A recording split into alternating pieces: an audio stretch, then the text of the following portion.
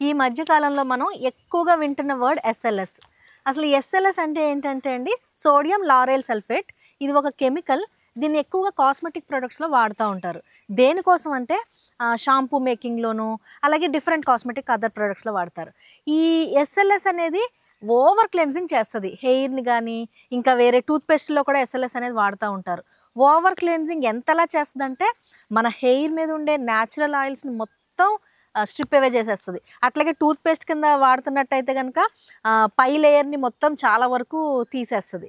So, ఈ SLS ఉన్న షాంపూని మనం యూజ్ చేయడం వల్ల ఏమవుద్దంటే హెయిర్ హెయిర్ బ్రిటిల్ అయిపోయి బ్రేక్ అవ్వడం, అట్లాగే హెయిర్ స్కాల్ప్ వచ్చి డ్యామేజ్ అయిపోతా ఉంటది. అంటే ఎక్కువగా డ్రై అయిపోయి, ఎక్కువ ఫ్రిజీనెస్ అయిపోతది. తొందరగా బ్రేక్ అయిపోద్ది హెయిర్.